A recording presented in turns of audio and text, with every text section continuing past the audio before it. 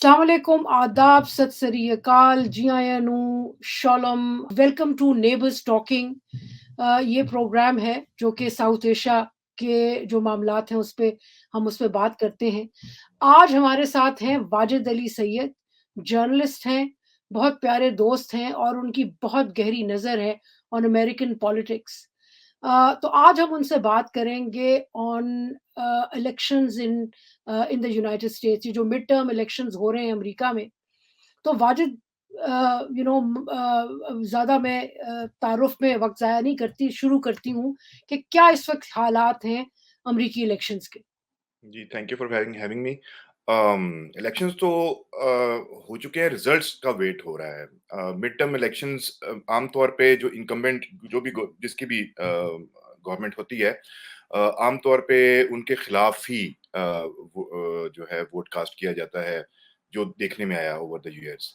इस दफा भी उम्मीद यही लग रही थी कि शायद रिपब्लिकन पार्टी जो है, वो जो दोनों हाउसेज हैं, उनको लीड करेगी और वो ज्यादा वोट लेंगे और इसको रेड वेव कहा जा रहा था। लेकिन वो रेड वेव उस तरह आ नहीं सकी जो एक्सपेक्टेड था।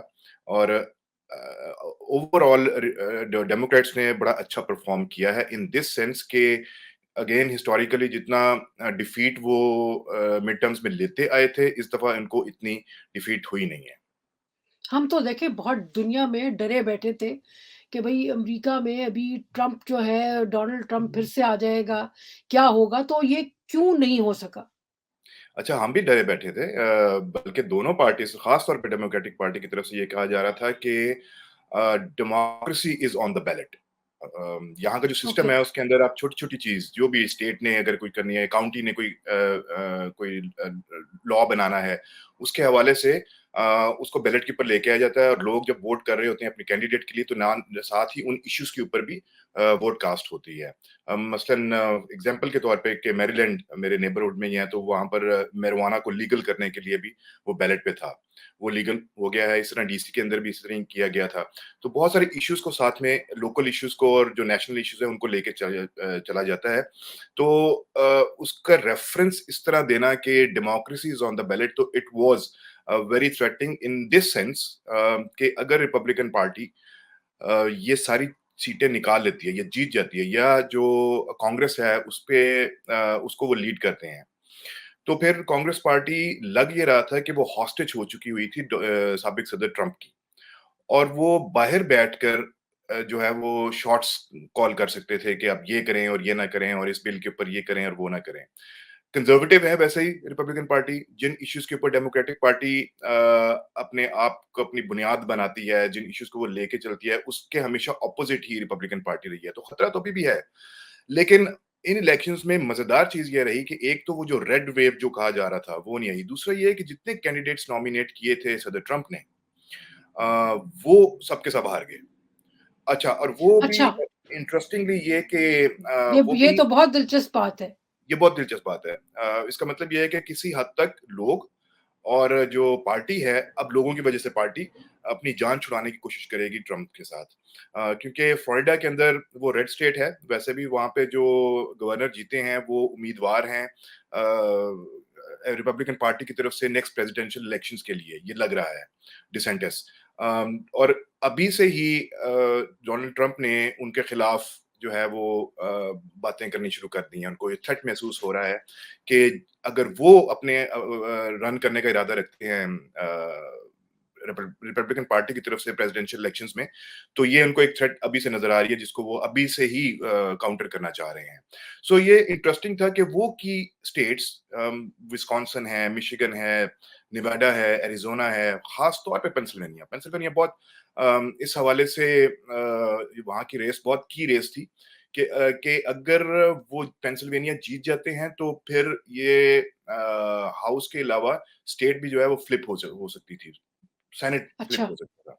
सो उनके नॉमिनेट किए हुए लोग हारे हैं, और लेकिन रिपब्लिकन पार्टी की तरफ से जो लोग रन कर रहे थे वो जीते हैं, इन्हीं केस की स्टेट्स में जीते हैं।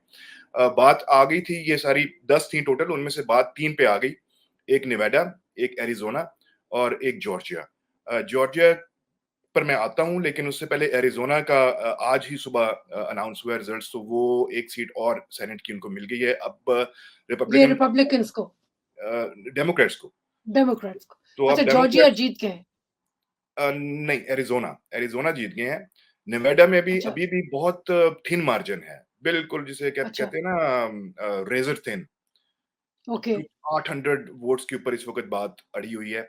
कुछ बैलेट्स ऐसे हैं जो 50,000 के करीब हैं, वो अभी उन्होंने काउंट होने हैं। तो उसके बाद पता लगेगा कि कौन जीता है, रिपब्लिकन पार्टी के कैंडिडेट जीता है या डेमोक्रेट का जीता है। हर 2 सूरत में अब ये वहाँ एक सीट के ऊपर पहुँच चुके हैं कि इनको वो चाहिए जो जिसमें इनकी मेजॉरिटी हो जाएगी सेनेट में डेमोक्रेट्स की। तो अच्छा ये वाजिद, हौसला अफ़ज़ा बात इस है। जॉर्जिया अच्छा में वाजिद, मैं जॉर्जिया का जी, सिर्फ जी, जी, जी, डिस्क्राइब कर दूँ कि जॉर्जिया में 2020 में भी ये हुआ था कि रन ऑफ हो गया था।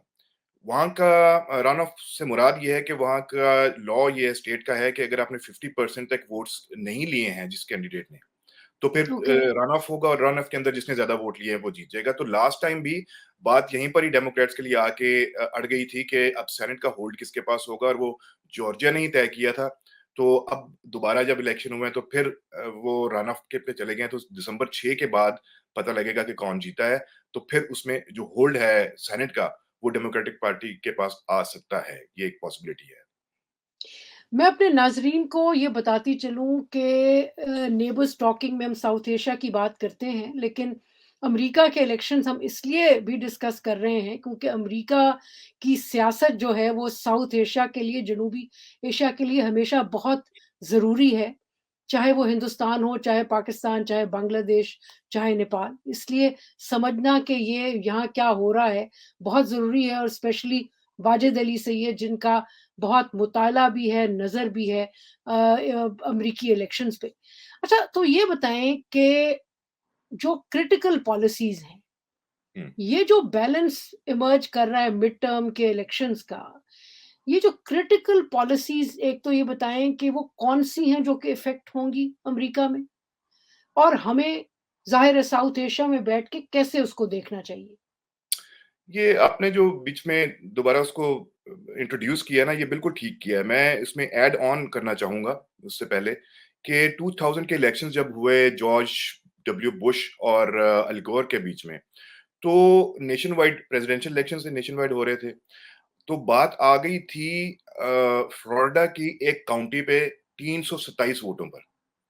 तो ओके, उसपे काउंटिंग दोबारा की रिक्वेस्ट की गई, बीच में सुप्रीम कोर्ट आ गया, जो भी हुआ। लेकिन मैं जो जहाँ मैं तवज्जो आपकी दिलाना चाह रहा हूँ वो ये है कि उस स्टेट की उस एक काउंटी के 300 वोट्स ने अब तय करना था कि इस मुल्क का सदर कौन बनेगा, और फिर वो ठीक, नेशन वाइड कैसे अमेरिका को कैसे इफेक्ट करेगा, और फिर बहरहाल फिर दुनिया को कैसे इफेक्ट करेगा। और फिर हमने देखा कि जिस तरह जॉर्ज डब्ल्यू बुश जीते और फिर किस तरह वो लेके चले।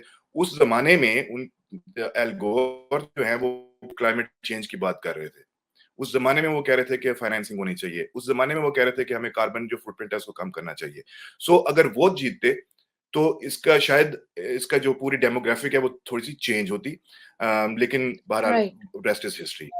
अभी भी हो यही रहा है कि जिस तरह डोनाल्ड ट्रंप जीते और जिस तरह उन्होंने फिर अफ़ेक्ट किया ना सिर्फ अमेरिका को, अमेरिका की जो एक चुधराहट थी उसको पूरी दुनिया में।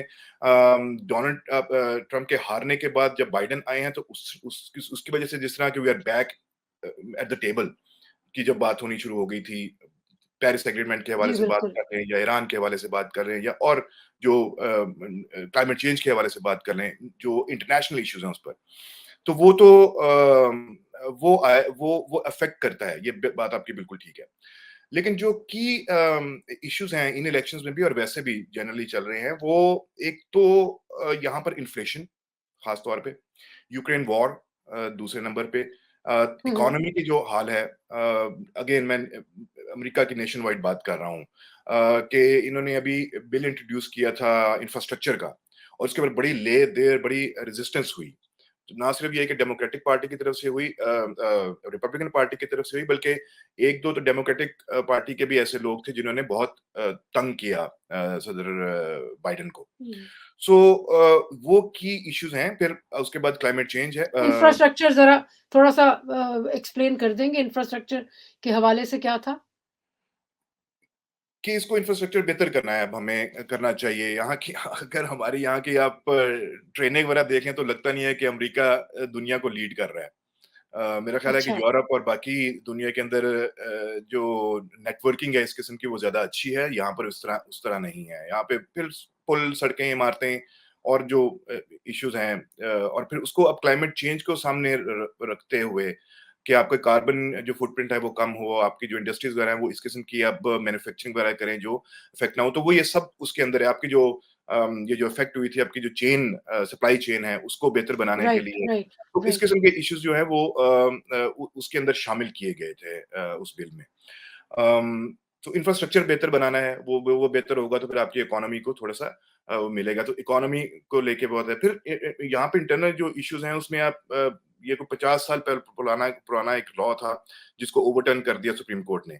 रो अच्छा, वर्सेस वेड के नाम से वैसे वो जाना जाता है, लेकिन उसमें एबॉर्शन राइट्स जो हैं वो ये कि वुमेन राइट्स हैं और वो उनकी चॉइस है कि वो उसको कैसे अपने अपने बारे में क्या क्या डिसीजन लेना चाहते हैं। उसको ओवरटर्न करने से हुआ ये कि वो स्टेट्स को सुप्रीम कोर्ट ने इख्तियार दे दिया, जिसकी वजह से ये बहुत बड़ा इश्यू है यहाँ का। इससे अमेरिका सही कहा गया था कि तकरीबन 100 साल पीछे चला गया। अच्छा। अम, ऐसा ही एक लॉ जो है, एक और स्टेट है, मुझे उसका नाम नहीं अब याद आ रहा है कौन सी वाली थी, जिसके अंदर स्लेवरी को डिस्कस किया गया कि ये लीगल होनी चाहिए, इलीगल होनी चाहिए। तो इस किस्म के अभी ओह! तक पुराने जो इश्यूज हैं उसके ऊपर भी अमेरिका अभी तक उलझा हुआ है। ये हो गया नेशन उसके वाले से। इंटरनेशनली तो ऑफ कोर्स क्लाइमेट चेंज का बहुत बड़ा इशू है। उसके ऊपर जो भी पेशरफ्त होगी वो भी कांग्रेस के पास जाना पड़ेगा, कांग्रेस से अप्रूवल लेना पड़ेगा, फिर आगे जो भी पॉलिसी बनाएँगे वो बनाएँगे, या जो पॉलिसी बनाई है उसको अप्रूव करवाना पड़ेगा पड़ेगा कांग्रेस से। इस वक़्त चाइना वाजिद की इस वक़्त सॉरी मैं आपकी बात काट रही हूँ। इस वक़्त ये बताएँ कि इस वक़्त जो है नंबर्स क्या हैं? जो अभी आई नो आ रहे हैं, लेकिन अभी जितने भी नंबर्स हैं वो क्या हैं? लोअर हाउस का और अपर हाउस का? राइट, सो कांग्रेस में एक अपर हाउस है, एक लोअर हाउस है। लोअर हाउस को हाउस ऑफ रिप्रेजेंटेटिव्स कहते हैं, अपर हाउस है उसको सेनेट कहते हैं। सेनेट के अंदर 50 सीटें हैं टोटल। 100 सीटें हैं, 50 आपको चाहिए होती हैं विन करने के लिए, कि अगर आपने सेनेट का कंट्रोल अगर आपके पास होगा। और हाउस जो है इन मिड टर्म्स के अंदर अभी तक रिपब्लिकन्स लीड में है, और लग यही रहा है कि वही हाउस का जितना भी निज़ाम है वो चलाएँगे। इफ़ेक्ट इसलिए तो ये डिवीज़न आपको नज़र आ रही है कि अगर कांग्रेस इनके पास आ जाती है, रिपब्लिकन पार्टी के पास, तो वो कोई भी पॉलिसी हो उसकी रेज़िस्ट कर सकते हैं और अपनी बात मनवा सकते हैं इंतज़ामिया से, व्हाइट हाउस से। तो ठीक है, सेनेट सेनेट इनके पास डेमोक्रेट्स के पास आ जाएगा, तो एक थोड़ा-सा इनके पास वो रूम होगा, विगल रूम जिसको कहना चाहिए, कि वो कोई ना कोई लॉ थोड़ी-सी अगर उनकी बाजू मरोड़ी भी जाए तो वो किसी ना किसी एक ऐसे उस पे पहुँच सकते हैं, क्या कहना, किसी कॉम्प्रोमाइज़ पर। तो ठीक है। ये है, लेकिन अगर हमने देखा था जब ओबामा के दौर में भी कांग्रेस उनसे चली गई थी और फिर उनके लिए बड़ी मुश्किल हुई थी उनको कोई भी पॉलिसी लेके चलने के लिए। ये जो गवर्नमेंट भी शट डाउन कर सकते हैं, मतलब ये दूसरी दफ़ा हुआ था ना? सेकंड ओबामा की दूसरे उसमें हुआ था पहले या पहले में पहले भी में? जी, जी। पहल पहले में भी मिड टर्म के इलेक्शन में इस किस्म का रिस्पॉन्स आ जाता है। ये हमने बिल क्लिंटन के दौर में भी ऐसा हुआ था। उसके बाद दोबारा पहले क्योंकि उसके बाद जब उन्होंने रीरन किया था तो कंट्रोल उनके पास दोबारा आ गया था। अगर आपके राइट, पास व्हाइट हाउस, सेनेट और हाउस आपके पास है एक ही पार्टी के पास, तो उसके लिए पॉलिसी मेकिंग ज़्यादा ईज़ी है। क्योंकि फिर वो जब राइट। प्रेज़िडेंट की तरफ से पॉलिसी जब जाएगी या कोई बिल इंट्रोड्यूस होगा कांग्रेस में, तो वो अपर हाउस और लोअर हाउस दोनों से पास होके सदर के पास पहुँच जाएगा, वो दस्तखत कर देंगे और काम आसान हो जाएगा। वो ये लॉ लास्ट चल कब रहा है। हुआ है? ये लास्ट कब हुआ था अमेरिका में? ये अभी 2020 में, लेकिन जो मार्जिन था वो बहुत थिन मार्जिन था। राइट, राइट, अभी राइट, अभी राइट, राइट। इनको जो चीज़ चाहिए थी, वो ये थी कि ये स्वीप कर लेते। खास तौर पे जो वुमेन राइट्स का जो इश्यू था, एबॉर्शन राइट्स का जो इश्यू था, उसके ऊपर बाइडेन बारहा ये कहते रहे कि अगर हमारे पास इतनी स्ट्रेंथ आ जाएगी, अगर हाउस इनके पास आ जाता है और उसके बाद अगर सेनेट इनके पास आ जाती है, तो उस मेजॉरिटी के साथ वो बिल पास पेश करेंगे और पास करवा सकते हैं बहुत आसानी से। उसके बाद वो कॉडिफाई हो जाएगा, तो इसका मतलब है वो लॉ ऑफ द लैंड बन जाएगा, उसके बाद उसको चैलेंज नहीं किया जा सकता। सो ये राइट। एक ब्रॉडर एक उसका व्यू था। उस वक़्त भी इनके पास सेनेट की बहुत थिन मेजॉरिटी थी, जब उसमें जब होता ये है कि हुँ, 50-50 जब आ जाते हैं इनके पास, तो फिर वाइस प्रेसिडेंट को आकर एक वोट के साथ अपना वो करवाना पड़ता है, उसको इश्यू को जो भी इश्यू है या बिल है तो उसको आगे लेके चलना पड़ता है। तो यही इनको चाहिए था और यही अब फिर देखने में आ रहा है कि कम से कम अगर इनकी हार नहीं हुई है, अगर जीत नहीं हुई है, तो कम से कम इस वक़्त हार नहीं हुई है। इस वक़्त ये हाउस तो लूज़ कर चुके हैं। लेकिन सेनेट के अंदर अब इनको सिर्फ एक वोट चाहिए और मेजॉरिटी के लिए, वो मेजॉरिटी आ जाएगी तो इनके लिए बहुत सारी चीजें इजी होगी।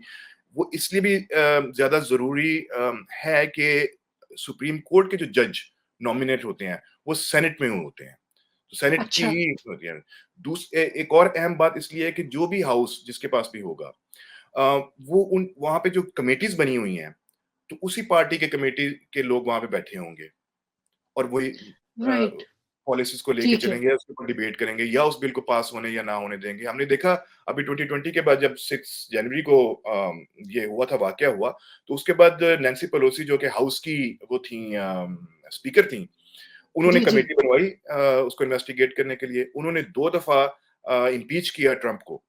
सो ये दिस वाज़ हाँ, ये जो जब जो हमला हुआ था, जी, उस वाक़ये की तरफ या कर रहे हैं ना? राइट। अच्छा, तो वो कमिटीज़ का कंट्रोल जिनके पास आ जाता है, उनके पास पावर ज़्यादा होती है, उस पार्टी के पास पावर ज़्यादा होती है। ये कोई कोई भी पॉलिसी अगर इंट्रोड्यूस करना चाहेंगे, तो वो उसको ब्लॉक कर सकते हैं, वो फिर अपनी बात मनवा सकते हैं, फिर वो उनसे पैसे ज़्यादा या और बहुत सारे पॉलिटिकल लोकल लेवल के जो इश्यूज़ हैं, अच्छा एक उसके ऊपर चीज़ें वाजिद चलती एक एक देखिए ना हमने हमने तो अभी हमारे यहाँ भी पाकिस्तान में आपने देखा यही झगड़ा चल रहा है कि जी इलेक्शन होंगे तो लोग किस तरफ जाएँगे। बहुत सारे लोग सोच रहे हैं कि जी लोग इमरान खान को वोट देंगे, लेकिन ये भी हो सकता है कि ऐसा ना हो। तो पहला एक सवाल ये है बल्कि 2 इकट्ठे मैं सवाल कर रही हूँ कि ये जो एक इम्प्रेशन पड़ रहा था ना कि इलेक्शन होंगे तो बाइडेन और जो डेमोक्रेट्स हैं वो हार जाएँगे या रिपब्लिकन वोट ज़्यादा लेंगे। ये इम्प्रेशन व्हाई वाज़ दैट? और साथ ही सवाल है कि फिर ऐसा क्यों नहीं हुआ? Did they perform well? Were people tired? मतलब कि क्या वजह थी? जब तक रिजल्ट्स पूरी तरह सामने नहीं आ जाते, इसके ऊपर कमेंट करना मेरा ख्याल है कब्र वक्त होगा। लेकिन ये कि obviously it was about the people. लोग तंग आए, इसमें कोई शक नहीं है। डेमोक्रेटिक पार्टी इस वक्त लूजिंग एंड पर है, इसमें भी कोई शक नहीं है। They have to change their strategy whatever that is, whatever they are doing. नहीं जो बट व्हाई पार्टी आर की दे लीडरशिप टायर्ड? है वो, व्हाई आर पीपल टायर्ड? क्योंकि कुछ काम हो नहीं रहा, क्योंकि इकोनॉमी की हालत बुरी है, क्योंकि यूक्रेन अच्छा, के वार के अंदर हमने इतना पैसा लगा दिया है कि हमें समझ नहीं आ रही कि अब जो लोकल जो इश्यूज हैं उनको हम कैसे डील करेंगे। जो इन्फ्लेशन है, जिस तरह अब ऑयल प्राइसेस बढ़ रही हैं, और जिस तरह गैस की प्राइसेस यहाँ पे बढ़ रही हैं, गैस से मुराद यहाँ पे पेट्रोलियम जो की है, वो पेट्रोल अगर 5-10 सेंट ऊपर चला जाता है तो वो पूरी इकोनॉमी को अफेक्ट करता है और ऑब्वियसली पूरी दुनिया में ठीक कर है। रहा है। सो अमेरिकन इस हवाले से, लोग इस हवाले से तंग हैं कि उनके पास वो जो रिसोर्सेज हैं वो कम है या कम होते चले जा रहे हैं। जो चीज वो 10-20 डॉलर में आज से 1 साल पहले तक ले सकते थे, अब उसके ऊपर 10-20 डॉलर एक्स्ट्रा लगते हैं। So you have to compensate that from somewhere ना। तो वो जो आप उनको अपनी जो लिविंग है की जो कॉस्ट है उसको जब कट करना पड़ रहा है, तो दैट अफेक्ट्स।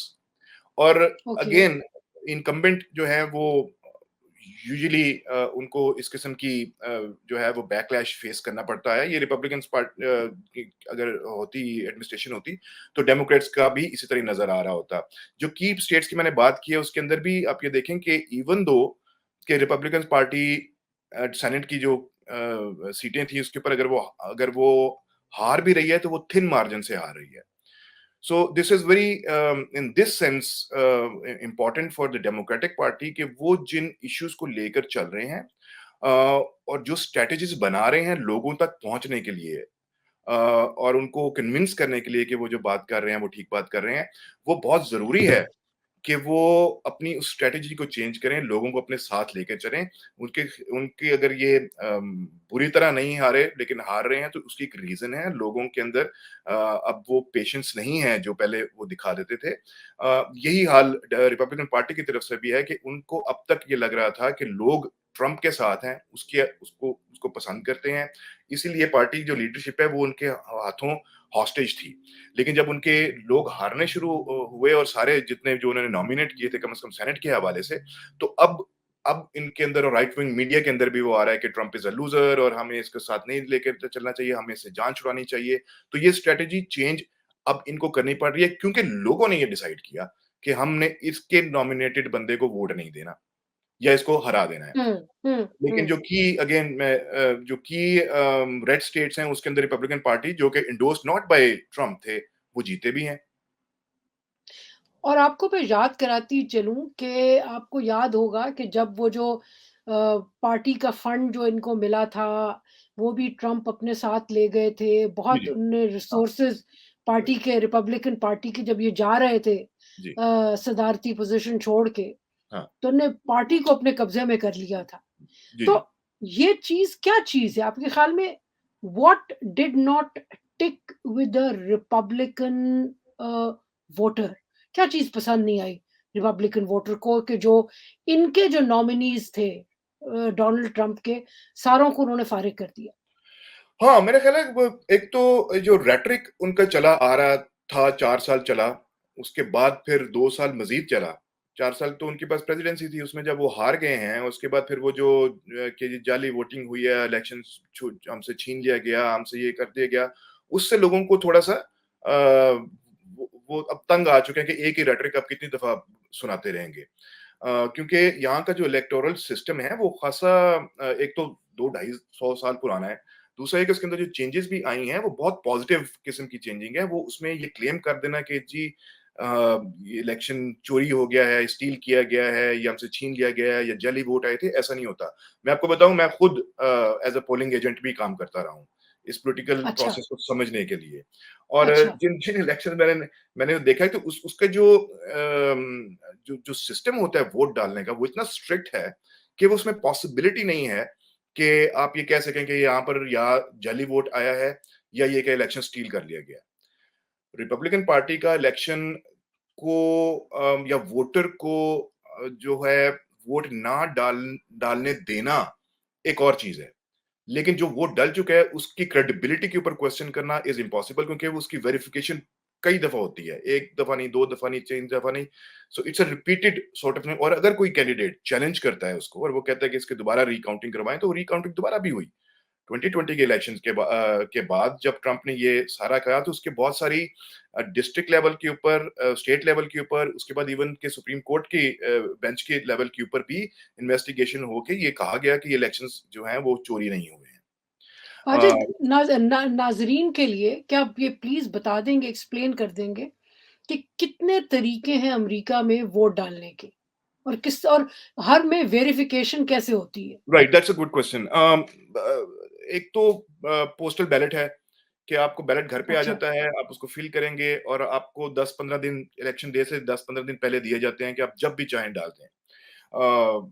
मैं इन कंपैरिज़न ये बता सकता हूँ कल ही मेरी किसी दोस्त से बात हो रही थी कि यूके में शायद ऐसा है ब्रिटेन में कि जी, आपके पास बिल्कुल है। 1 हफ्ता पहले ही सारा जो मेल इन बैलेट्स हैं वो आ जाते हैं, पोस्टल बैलेट या मेल इन बैलेट हैं या अर्ली वोटिंग के भी जो बैलेट्स हैं वो आ जाते हैं। उसके बाद फिर 1 हफ्ते का शायद मार्जिन है, उसके बाद फिर इलेक्शन डे आ जाता है। हमारे यहाँ ऐसा नहीं है, यहाँ पर मेल इन बैलेट्स है, पोस्टल बैलेट है, अर्ली वोटिंग है और वो अप टिल द डे जो इलेक्शन डे है वो तब तक चलती है।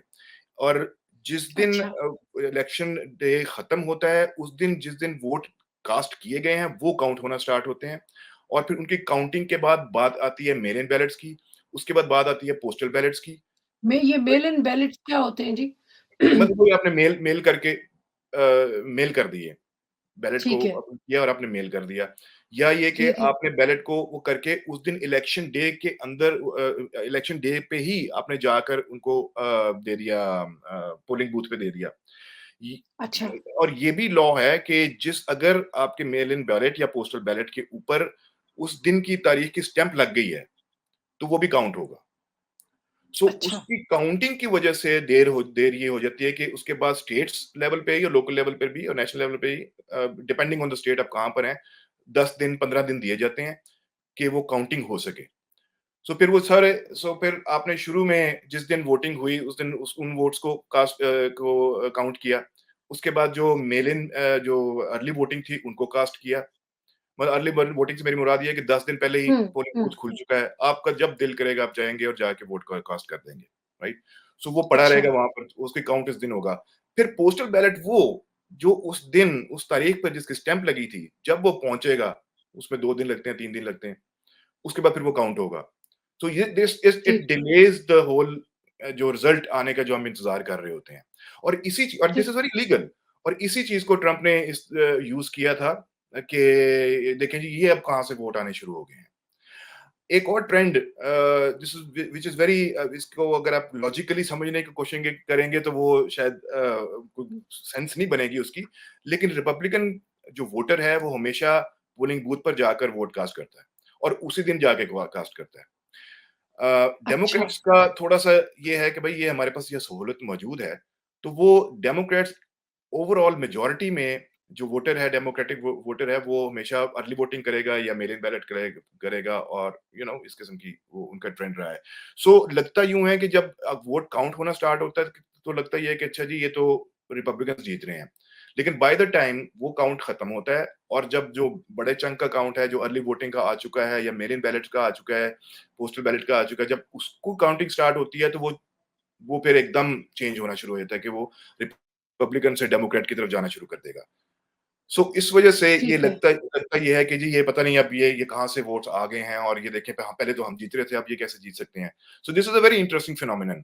इसके अंदर मैं एक एग्जांपल देता होता हूँ, वो मैं यहाँ पे दोबारा शेयर कर लेता हूँ आपसे कि वर्जीनिया बहुत बड़ी स्टेट है और ये स्विंग स्टेट भी है। ठीक, जो साउथ में छोटे जो गाँव हैं, उसके अंदर 500, 600, 1000, 5000 लोग हैं। तो जब वहाँ पर और वो आमतौर पे सबर्ब के हैं, तो वो आमतौर पे रिपब्लिकन ही हैं वोटर्स। लेकिन वो जैसे-जैसे वो नॉर्थ की तरफ आते जाते हैं, तो जैसे-जैसे आपका शहरी आबादी बढ़ती जाती है, उसके अंदर डाइवर्सिफिकेशन आती चली जाती है, वहाँ पर डेमोक्रेट्स का होल्ड बहुत सारे इलाकों में बहुत ज़्यादा है, तो वो फिर एकदम चेंज आना शुरू हो जाता है कि साउथ से लेके आप नॉर्थ तक पहुँचते हैं, तो बाय द टाइम आपके पास रिजल्ट आते हैं, आप टैली करते हैं, तो डेमोक्रेटिक पार्टी जीत चुकी होती है। इसमें एक चीज़ ये है कि जब इलेक्शन के रिजल्ट आ जाते हैं, तो उसमें अब ये डिवीज़न ठीक, नहीं रहती है, it's a system called winner takes all. ठीक, तो ओके, उसमें फिर ये डिवीजन ही रहती है कि देखें ये तो पॉकेट रिपब्लिकन की हो गई और ये पॉकेट डेमोक्रेट्स की हो गई। जो पार्टी जिसने जीत लिया है वो इलेक्टोरल वोट सारे उसको मिल जाते हैं। तो इसलिए वो फिर रेड और ब्लू की जो स्टेट का आपको वो लगता है कि वो सामने आने शुरू हो जाते हैं।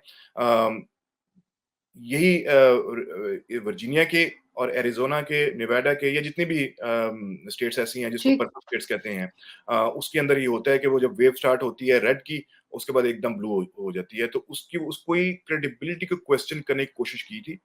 आपका सर्कल बैक टू द जो आपका क्वेश्चन था, सदर ट्रम्प ने और उसकी इन्वेस्टिगेशन हुई, उसके ऊपर कहा गया खुद रिपब्लिकन पार्टी की तरफ से और उनके सीनियर ओहदेदारों की तरफ से कि नहीं कोई धांधली नहीं हुई है, कोई इलेक्शन चोरी नहीं हुआ, कोई वोट कास्टिंग का ऐसा कोई इशू नहीं था, बारहा चेक किया गया है। और अब जब दोबारा उसी रेटरिक को वो लेके चले और अभी भी उन्होंने मेरा ख़्याल है फिनिक्स के ऊपर या किसी ऐसे इस पे उन्होंने दोबारा क्लेम किया था अपने सोशल मीडिया के ऊपर कि देखें जी ये जो मशीन वोटिंग जो हो रही है, जो काउंटिंग हो रही है, उसकी वजह से हमारे रिपब्लिकन्स के जो वोट्स हैं वो कम किए जा रहे हैं। तो I don't think people believe that. ये अलग बात है कि उनके जो उस वक़्त के चाहने वाले थे, जो ग्रुप्स बन चुके थे, मिलिशियास बन चुकी थी, एग्ज़िस्ट करती हैं वो, उन्होंने हुँ, हुँ। जीना दो बार कर दिया था वोटिंग की जो पोलिंग के लिए जो स्टाफ होता है उनका और उसको क्रेडिबिलिटी को क्वेश्चन करने की कोशिश की थी। मेरा ख़्याल है ये लोगों की तरफ से रेजिस्टेंस आई है इस हवाले से।